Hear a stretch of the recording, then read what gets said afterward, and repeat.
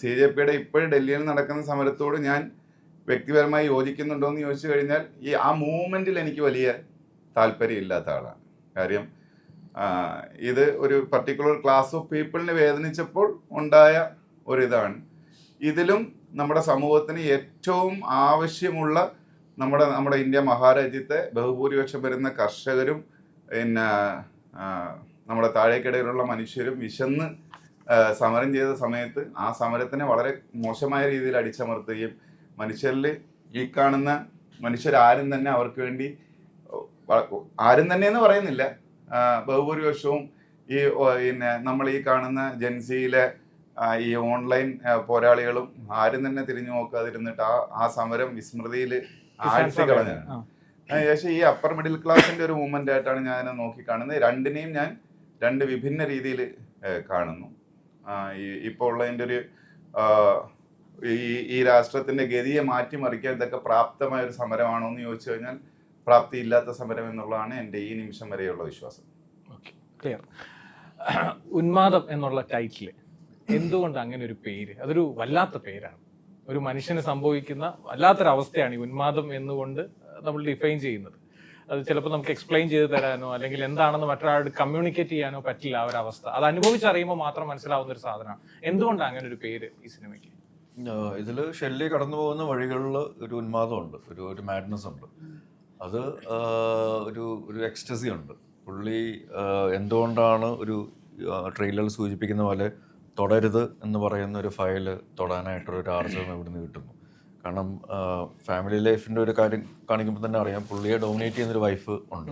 അപ്പം അങ്ങനെ ഒരാൾ ആരും തൊടാൻ പേടിക്കുന്ന ഒരു ഫയല് തൊടാനായിട്ടുള്ള കാരണം എന്താണ്? അത് പിന്നീട് ഏതൊക്കെ രീതിയിലേക്ക് അതിനെ മാറ്റിമറിക്കുന്നുണ്ട്. അതിലുള്ള ഈ ഫയല് അന്വേഷണത്തിലുള്ള പുള്ളിയുടെ ഒരു ഉന്മാദം എന്താണ് എന്നുള്ളതൊക്കെ അടിസ്ഥാനപ്പെടുത്തിയിട്ടുള്ളൊരു ടൈറ്റിലാണ് അതിന് കൊടുത്തിരിക്കുന്നത്.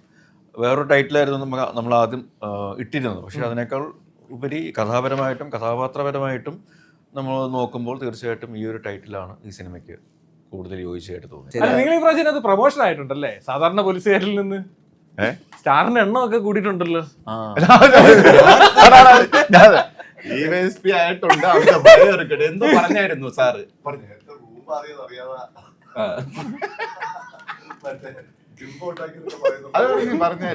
അത് പറഞ്ഞു വന്നപ്പോഴേ പറഞ്ഞു.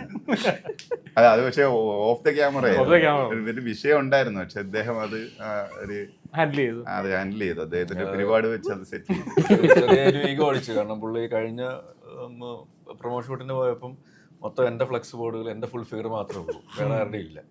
പക്ഷെ ഞാൻ മസ്റ്റായിട്ട് പറഞ്ഞു വേറെ എൻ്റെ പോലും ഇല്ലെങ്കിൽ അത് പുള്ളിയുടെ പുറകിലല്ല, പുള്ളിക്ക് കാണുന്ന രീതിയിൽ. ഞാൻ അത്തരത്തിലുള്ള ഒരു പബ്ലിസിറ്റി ആഗ്രഹിക്കുന്ന തരത്തിലുള്ള ഒരാളല്ല. കാരണം ഇപ്പം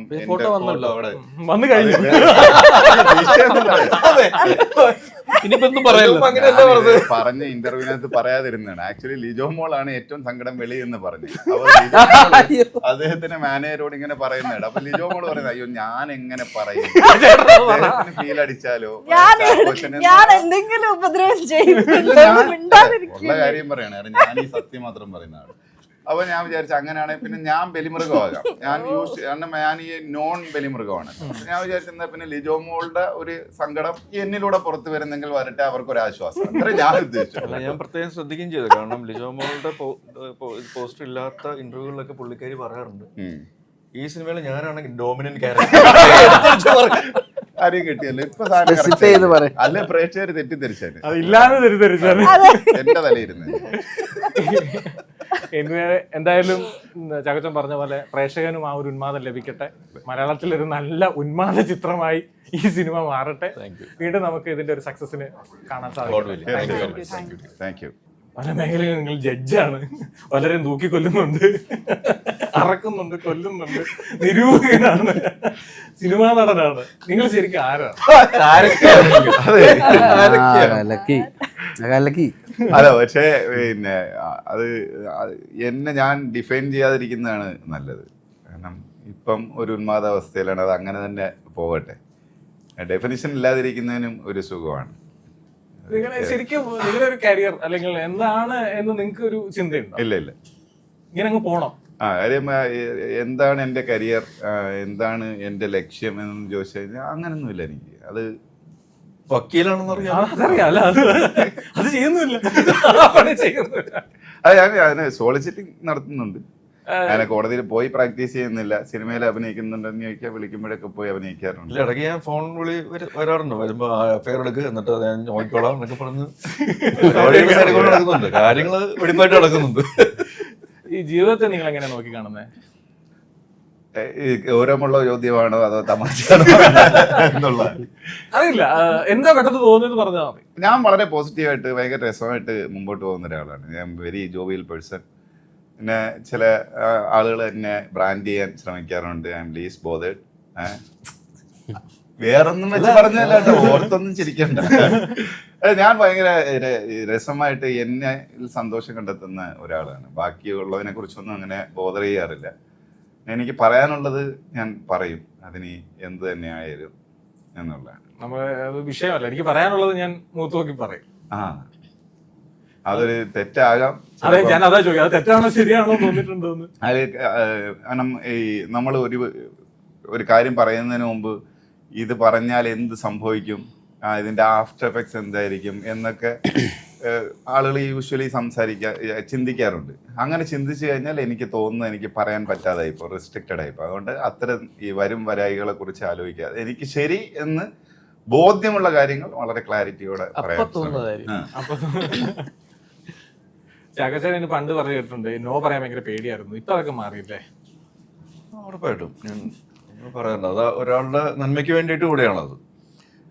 നമുക്ക് അറ്റ്ലീസ്റ്റ് എൻ്റെ ഒരു ജഡ്ജ്മെന്റിന് ശരിയാവില്ല എന്ന് തോന്നുന്ന കാര്യങ്ങൾക്ക് നോ പറയാനായിട്ട് ഞാൻ ശ്രമിക്കാറുണ്ട്. എനിക്ക് മലയാളത്തിൽ എടുത്തു പറഞ്ഞ മികച്ച നടിമാർ എന്ന് തന്നെ ഞാൻ വിശേഷിപ്പിക്കും.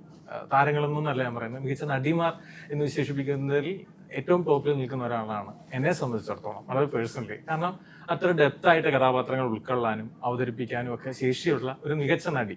അങ്ങനെ തന്നെയാണ് എനിക്ക് പറയാനും നിങ്ങളെ അഭിസംബോധന ചെയ്യാനും ഇനി ആഗ്രഹിക്കുന്നത്. ഈ കഥാപാത്രങ്ങളെ ഇങ്ങനെ ഉൾക്കൊള്ളാനും അവതരിപ്പിക്കാനും ഉള്ള നിങ്ങളൊരു ശേഷി, അതിന്റെ ഒരു ഉറവിടം എങ്ങനെയാണ്?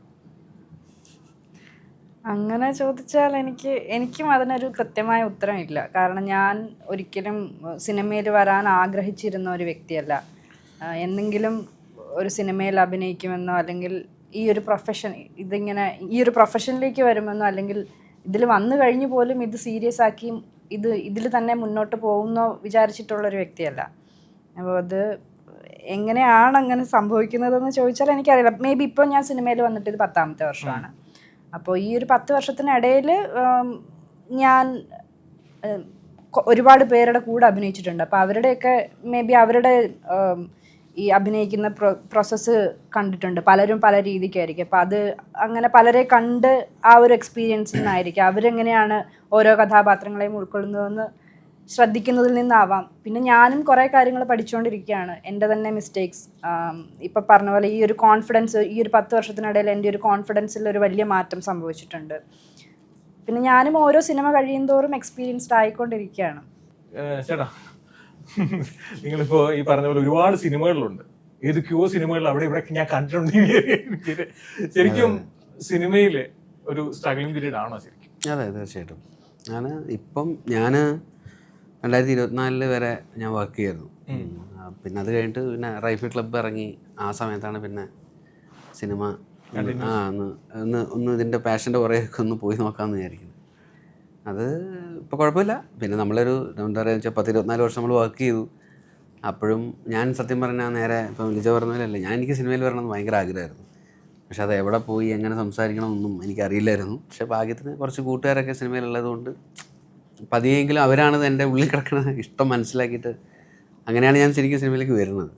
പക്ഷെ അപ്പോൾ വർക്ക് ചെയ്യുന്ന സമയത്ത് നമുക്ക് ഈ മന്ത്ലി കിട്ടുന്ന ഒരു സാലറി എന്നുള്ളത് നമ്മളെ സംബന്ധിച്ചൊരു സേഫ് സോൺ ആണല്ലോ. അപ്പോൾ അത് കളയണോ വേണോ എന്നുള്ള രീതിയിലാണ് പോയിക്കൊണ്ടിരുന്നത്. പൊന്മാൻ ചെയ്തുകൊണ്ടിരിക്കുമ്പോൾ ബേസിലും ജ്യോതിഷേട്ടനുമാണ് എൻ്റെ അടുത്ത് പറഞ്ഞത്, നീ ഏതെങ്കിലും ഒരു തീരുമാനം സീരിയസ് ആയിട്ട് എടുക്കണം എന്ന് പറഞ്ഞു. അപ്പോൾ അതെൻ്റെ മനസ്സിലുണ്ടായിരുന്നു, എടുക്കണം എന്നൊക്കെ തോന്നിയിട്ടുണ്ടായിരുന്നു. പക്ഷേ അവരുടെ ഒരു സംസാരം കൂടെ കേട്ടപ്പോൾ ഞാൻ വിചാരിച്ചു ചലോ ഇനിയിപ്പം എന്തായാലും ഒന്ന് ട്രൈ ചെയ്ത് നോക്കാമെന്ന് വിചാരിച്ചു.